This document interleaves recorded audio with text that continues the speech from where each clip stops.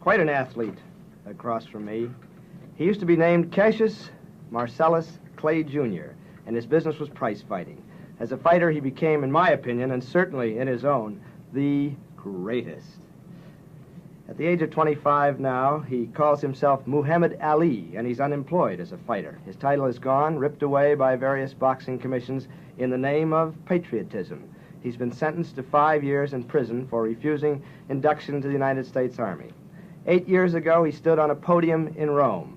An American flag blowing in the breeze, the Star-Spangled Banner being played, he was given a gold medal as an Olympic champion. People thought, here's a kid with a bright future, and he was known as the so-called credit to his race. He had talent in the ring, and he had maybe more talent outside of it. He loved ballyhoo. He loved putting on the nation with a great put-on, that he was the greatest. He maybe was the greatest poet since Robert Frost. At least he had more of his poetry published, saying, Archie Moore must go in for, things like that. But then the day after he became champion, he turned off a lot of the country by revealing that he was a convert to a religious sect known popularly as the Black Muslims and formerly as the Nation of Islam. And that antagonized a lot of the American people. So now his principal role is as a Muslim minister. He's had a varied career, an exciting, bizarre, celebrated career, and now perhaps a discouraging career. Or is it discouraging right now with this 5-year sentence? No, sir. I would say what I'm doing now is more encouraging, and I get more out of it than boxing. Boxing was only for self-gain, just beating up one of my brothers or somebody else's brother for money, possibly hurting them for life. Which I didn't intend to do, and I'm lucky I never really did. But I would say I'm getting more pleasure out of lecturing at the various Muslim mosques, converting so-called Negroes. You're a minister of the Muslim faith. Yes, the Honorable Elijah Muhammad. We preach his teachings throughout America to our people, and I enjoy this much better than boxing. If I didn't, I would still be boxing. I chose this over boxing. What about jail? Now, you're appealing, is that correct? Oh, yes, jail. That could come up, and if I should lose the appeal, then I'll have to go to jail, and I'll be out of there in a few years. Have you thought about jail, what it might mean? Have you talked about people who've been in jail 5 years? Well, we are taught by the Honorable Elijah Muhammad that black people actually have been in jail for 400 years. We've been here in America. But I don't worry about jail. If I believe in Allah, I believe in Elijah Muhammad as the messenger of God, and many great men have to go to jail, and so I don't pay no attention to it. If the time comes, I'll just have to go. Boys in Vietnam are dying for what they believe, and I can't get on them for dying for what they believe, so I'll just have to, and they're dying to free foreign people 10,000 miles away.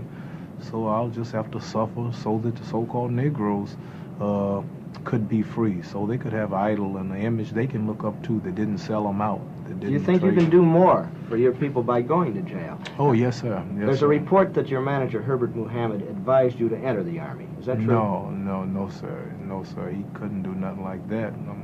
Everything I do is of my own. He couldn't advise me to go to the Army. When did that report come out? That report was in a New York paper about 2 weeks ago. No, I didn't. This is just rumors. They can't believe that I'm this strong. They thought they would weaken me and put fear in me by threatening me to go to jail and taking my earning power.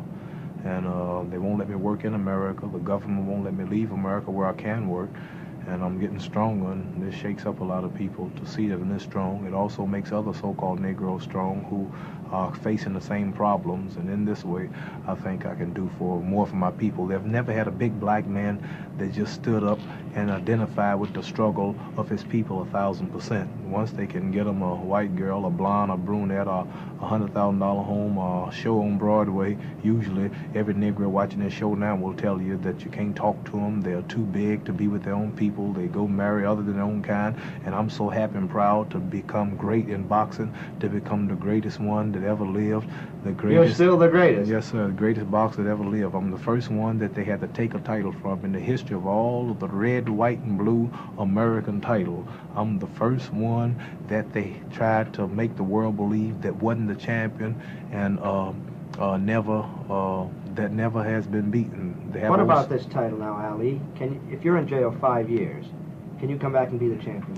Well, I don't know. I'm not really worrying about boxing. The more I'm in the spiritual works that Elijah Muhammad preaches, preaching the word of Allah, God, I forget about sports. It's not in my blood. I don't eat rare steaks no more. They make you vicious. I just eat lamb now and fish, holy foods, and this keeps me from being vicious feeling, and I really don't miss it. I have nothing else to gain. I beat the best German they had to offer, the best that Canada had to offer, England, the best that America had to offer, two-time United States Golden Glove champion, AAU champion twice, Olympic gold medal winner, defended the title 9 times, predicted the rounds on my opponents, wrote poems in poetic fashion how they would fall, and I cannot go no farther in sports. And first, another thing I like to say, I'm the only black man that black people can now say has a champion, I would say Marciano, that's undefeated and retired off. That's true. So That's Joe true. Louis came back. He let the people down. He got beat, and Sugar Ray was a black pride, and they got him beat up. But I'm the first one that So they you never think you could might get. just stay undefeated? Yes, Is there a conflict now? You say, and I certainly believe you and have been with you for long enough to know that you're very sincere in your beliefs, that you're a man of God now, a minister. Is there a conflict between that and being a prize fighter? Well, yes, we don't believe in man sports. of peace. We don't believe in sports, and we The don't Muslims you're speaking of. Right.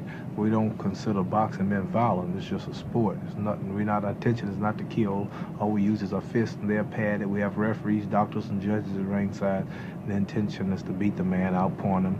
And I've been criticized for not hurting me, and been criticized for carrying him because I don't like to hurt nobody. I showed all this in my fights. But if I did fight again, the only reason was to get out of debt. This is the only way that I have to make the necessary money to pay my draft lawyers, which I owe $280,000 that I spent in the $280,000 for your appeals and your fighting, trials and so fighting on. for justice cost me that much, and then other things, back alimony to the wife, and I can't pay nobody now because I'm not allowed to work and out the country. So if I did fight, it'll be for those reasons. But just boxing itself, I could box tomorrow if I want to. I could just go to the gymnasium and box, but it's the money.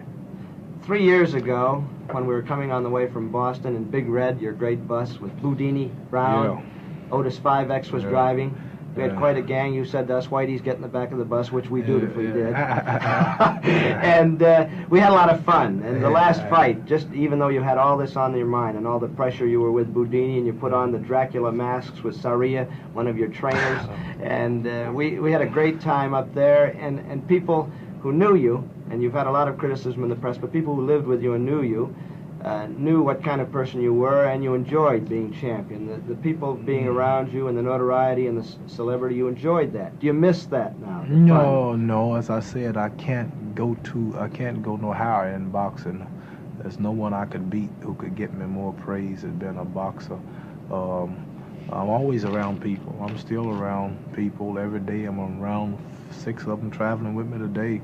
Every city I go to, people are waiting for me. I just left college here.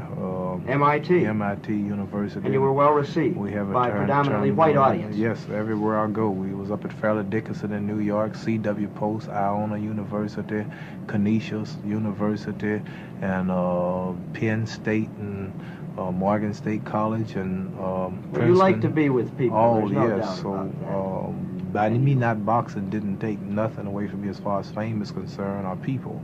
I can always hold my head high. I can always put on a necktie, and I can talk. Most boxers, you bring them on this show now, even the ones fighting, they couldn't talk like I'm talking Well, now. nobody can talk like you can talk. Yeah, so I have lots to fall back on, so I can't just answer the question in long.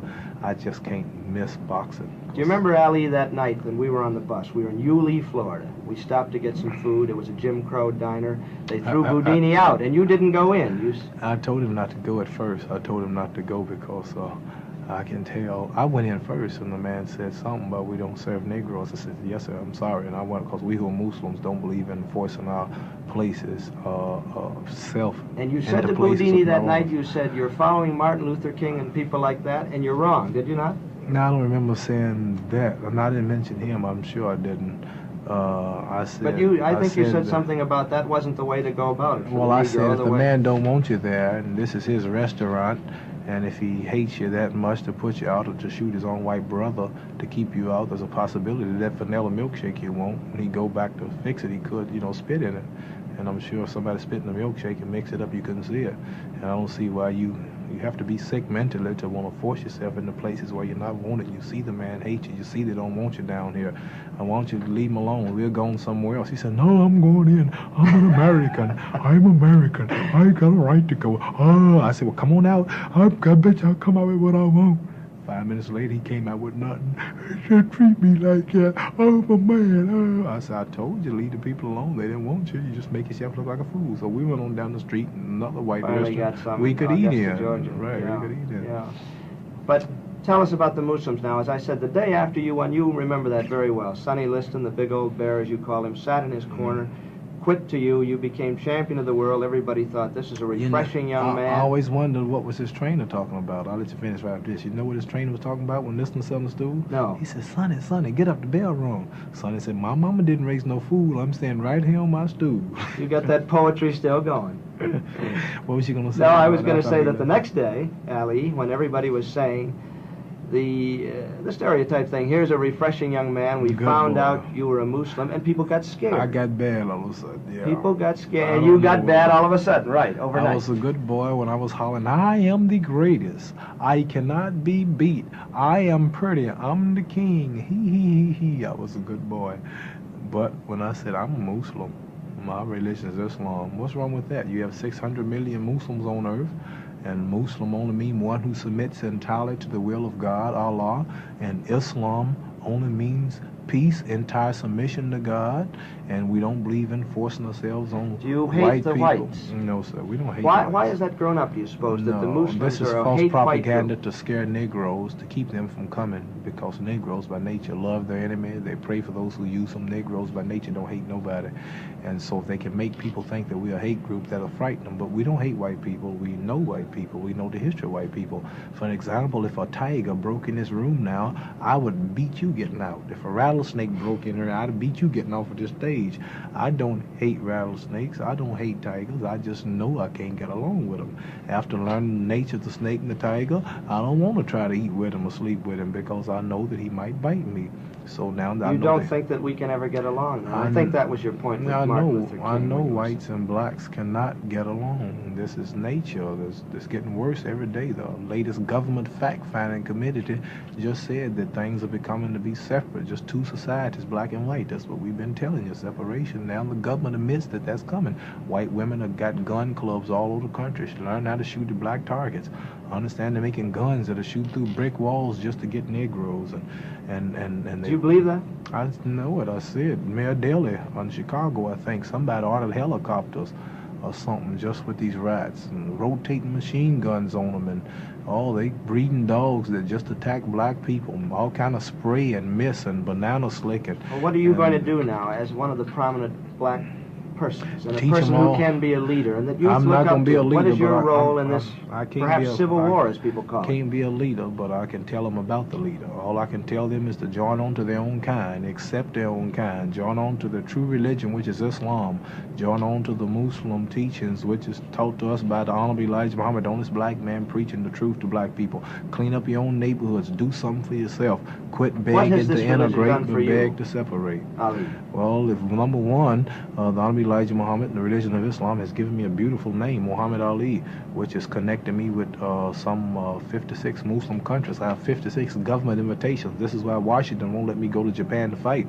because the prosecuting attorney came to Houston and told the judge that if we let this man leave, he might not come back because he has 600 million Muslim brothers that would gladly make him a millionaire fugitive. So this is what it's done to me, where I used to try to get love of whites and beg to be with whites, and now I can go sit with kings in Egypt, Lebanon, Syria, Pakistan, Indonesia, Saudi Arabia. This has taught me a knowledge of myself, taught me to love and respect my own people, taught me to marry and my own women, all great Negroes. But you're obviously not uncomfortable with whites. I don't think you are. No, I'm uncomfortable Are you with uncomfortable with anybody. me right now? No, I'm comfortable. I'm real comfortable with you. Of course, I know how far to go with you. I'm not going to go home with you now and flirt with your daughter. I'm not going to try to push you out of your suburb. I integrate so far. See, we don't. That's why I like Governor Wallace. He tells the truth about things like like George that. Wallace? Yes, sir. That truth he tells, we like. He tells the truth. You believe that? I see him telling the truth. You don't believe he's been a tough influence in this country and a bad influence? Well, I don't agree with everything nobody say, but I like what he say when he says that Negroes shouldn't force itself into white neighborhoods, and white people shouldn't have to move out of the neighborhoods just because one Negro comes. If they don't want to sell the house to him, he shouldn't, and that makes sense. If a person don't want you, why do you want to push yourself on him? And Wallace is admitting that this ain't right, and let the people do what they want to do. They need local government where they can decide what they want to do in their own community, and just don't make some northern so-called liberal come in and bust the neighborhood up, and they all have to pack up and go somewhere else and always be Well, what would you say uncomfortable. for your people? They're living in deplorable conditions in Chicago now. They're living in terrible conditions in Chicago. Oh, this is all over the world living in terrible conditions. This is why Elijah Muhammad teaches us that they need some land of their own where they can produce and build their own homes, schools, factories, and hospitals, since they're suffering and been turned away from many of whites, and get some land, since we helped build America to be fit to the richest states on the planet, fought in all American wars to help maintain and uphold the government. Why not should we have some of the land where we can build and construct? Negroes are doctors, Negroes are lawyers, physicians, mechanics, plumbers, electricians. Why not can we go somewhere now and build a future for our children such as other people? Why should we just remain beggars and employees? Why not can we go and a job? But do you think this could happen? In other words, you want some land in the United States. Now Elijah Muhammad teaches us that God taught him, not me, that this land should be here or elsewhere, just like all people. No people can be free and independent without land. No people can be free if they can't feed themselves. No people can be free if they don't clothe themselves. Negroes are 22 million people, Elijah Muhammad teaches us. We don't make shoestrings. 22 million people and don't have a toothpick factory. 22 million people, if you white people close the grocery stores tomorrow, we would starve to death. But you have your own stores in the Muslim community. Oh, Elijah Muhammad's buying hundreds of thousands of acres of farmland throughout the country, canning up and food and taking it to supermarkets and his restaurants that he's building all over the country. He's got his own colleges, universities. He's on radio worldwide now, national here in America. He's on TV in Washington. He prints 2 million newspapers a week called Muhammad Speaks. Yes, we've seen it. And he's got mosques and temples all over the country, and he is the black man for black people to follow. He's not just asking for a job. He's not just asking for a house in a white neighborhood. This is nothing. See, Negroes are actually fighting for equality with the white man's dog. You may say, why?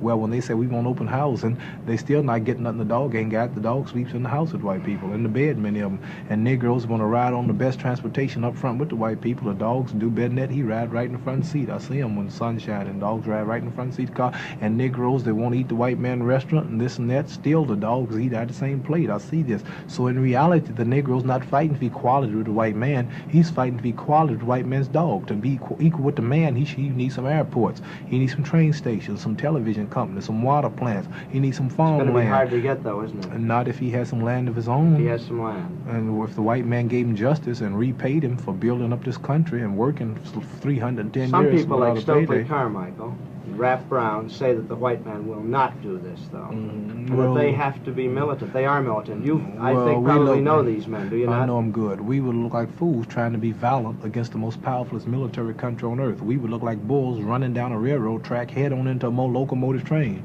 You might say, look at that brave bull, but when that bull come head on with that train, all he will have left as his monument is his blood and his flesh on the track. See, we can't be powerful against the man who makes the bullets, who makes the guns. We look like fools with a pop gun hiding on a roof shooting at the army. If every Negro had a machine gun, a tank, a bazooka, a year's round of ammunition, and a good hideout, we wouldn't have a chance because we don't control no food. After 2 or 3 days, we'd be hungry. For us to be violent against America, we would have to have superior weapons than America, and we don't have the factories nor the earth to dig the material to manufacture the weapons. And if we would get the weapons, we would have to get them from you. So you don't agree with And I'm sure you are not going to give Negroes weapons to shoot you with. So I'm not here here to talk, say I don't agree with Stokely, I don't agree with Rap Brown, I don't agree with the late Martin Luther King. We're all black people who are fighting for freedom, justice, and equality. Everybody have their approach. There's a war going on in Vietnam. One man fights from the air, one man fights from the land, one man fights from on top of the water, one man fights in the submarine under the water,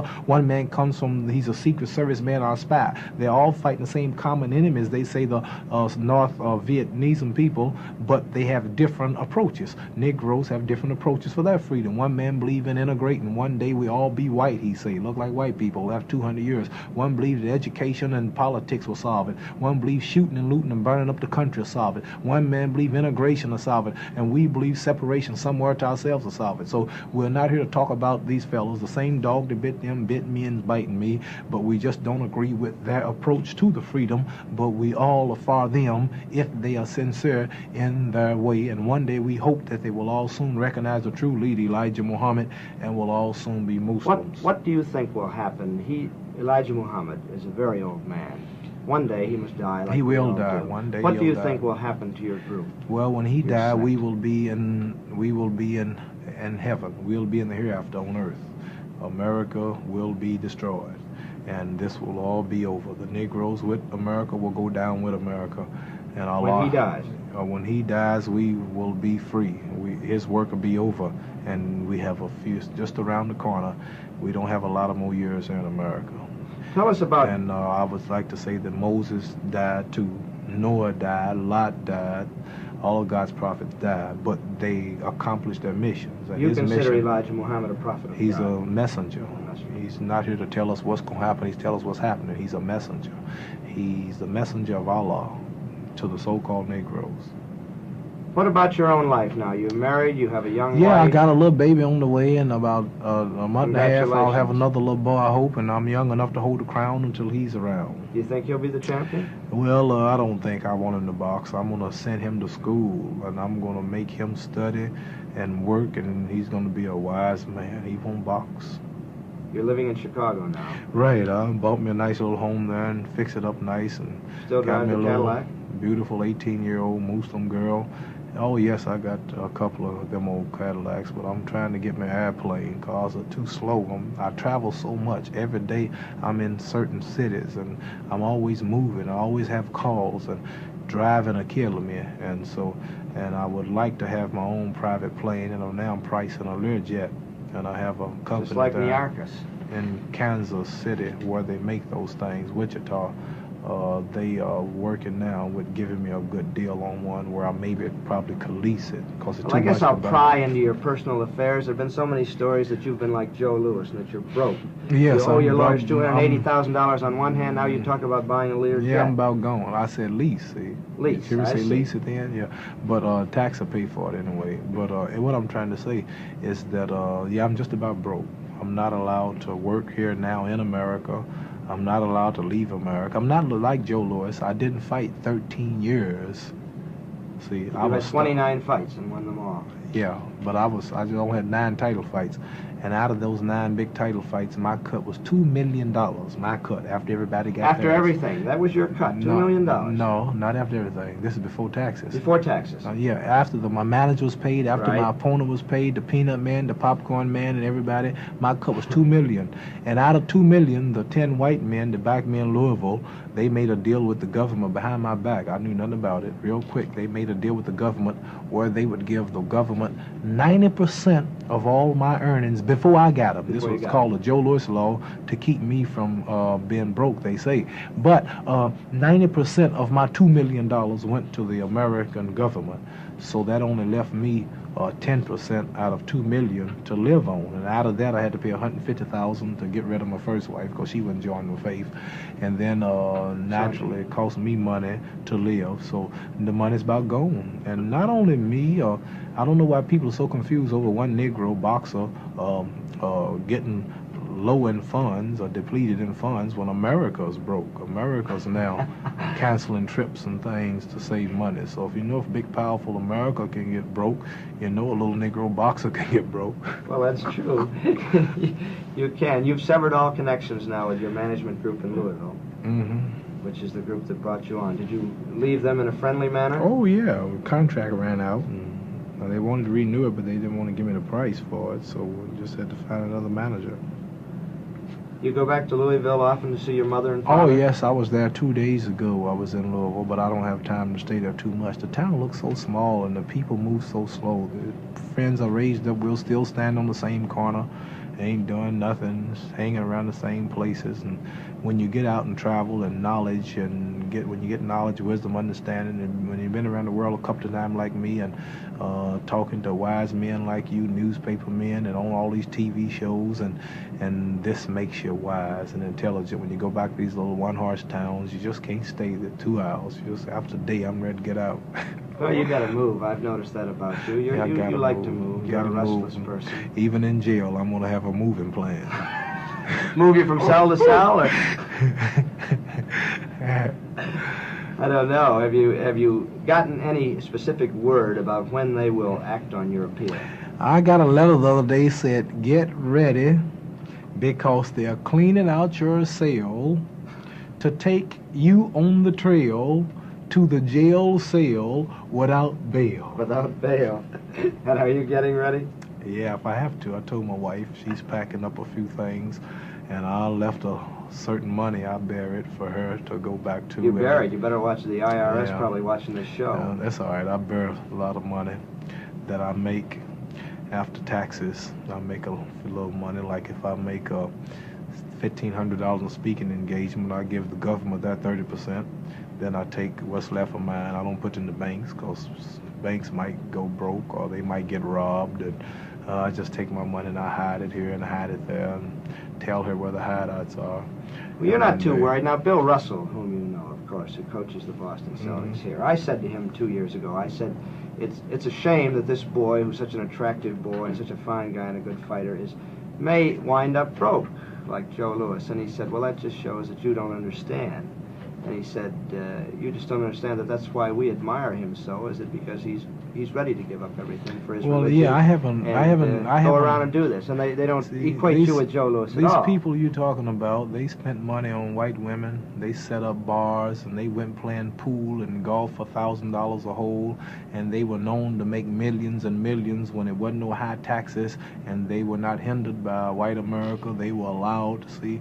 The white America has completely closed all the doors on me. I'm not allowed to work in America, out of America. I was stopped right in my prime just when I started making money. So you can't compare me with nobody like Joe Louis or nobody.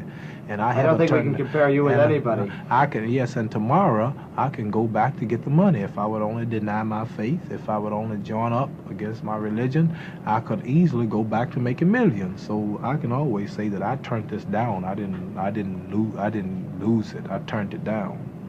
And I go out still with my head high. You've always had your head high, Muhammad. Yes, and thank you. And I'm not what they call Uncle Tom. And money, the flesh and the blood of my freedom, of the flesh and the blood and the freedom of my people comes before money. And this is why black people are nowhere today. The white man, such as you are saying now, they're always talking about money. You're broke, or you're losing money. They threaten our people with money. You won't eat, how you gonna live? Well, this is why we are nowhere today, because every time a black man get in a position where all the babies are following him, where all the youth is following him, then he's They're all looking when you're moving around, aren't they? Yeah, who's looking? Well, everybody's looking when you're there. They like to see you come in. Oh, the babies and everybody. Oh, yeah, so I feel proud. I can tell him he's the greatest. I can tell him to be somebody. I can tell him to fear not. Oh, what are you losing? Look what I did. Now I can preach. This all helps what I'm standing for. And I'm just happy. Everything I'm doing, I like. People see me and say, why are you not tired or old looking or gray? You're so happy. Where are your bodyguards? You don't have no bodyguards? I said, I haven't done nothing without bodyguards. It's great to have you with us, Muhammad Ali, prize-fighting champion, minister to his people now. Muhammad Ali, thank you. And I want Joe Frazier as soon as you get it ready. Okay, Joe Frazier for the title.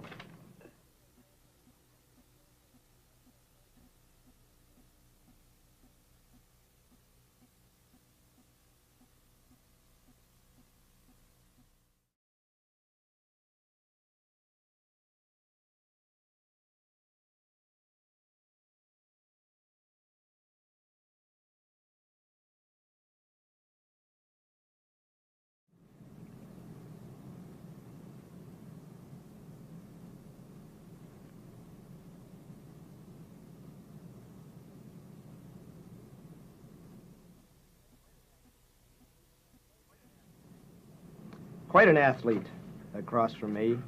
He used to be named Cassius Marcellus Clay Jr., and his business was prize fighting. As a fighter, he became, in my opinion, and certainly in his own, the greatest. At the age of 25 now, he calls himself Muhammad Ali, and he's unemployed as a fighter. His title is gone, ripped away by various boxing commissions in the name of patriotism. He's been sentenced to 5 years in prison for refusing induction to the United States Army. 8 years ago, he stood on a podium in Rome. An American flag blowing in the breeze, the Star-Spangled Banner being played. He was given a gold medal as an Olympic champion. People thought, here's a kid with a bright future, and he was known as the so-called credit to his race. He had talent in the ring, and he had... Just have to, and they're dying to free foreign people 10,000 miles away. So I'll just have to suffer so that the so-called Negroes could be free, so they could have idol and an image they can look up to that didn't sell them out.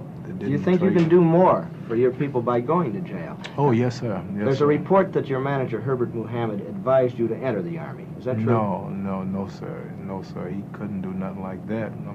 Everything I do is of my own. He couldn't advise me to go to the Army. When did that report come out? That report was in a New York paper about 2 weeks ago. No, I didn't. This is just rumors. They can't believe that I'm this strong. They thought they would weaken me and put fear in me by threatening me to go to jail and taking my earning power. And they won't let me work in America. The government won't let me leave America where I can work.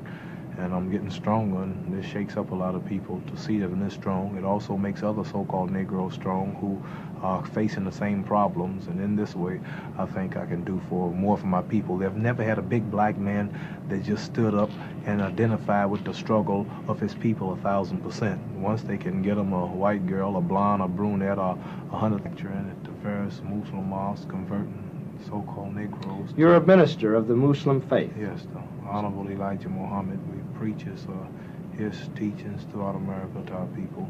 And I enjoy this much better than boxing. Or if I didn't, I would still be boxing. I chose this over boxing. What about jail? Now, you're appealing, is that correct?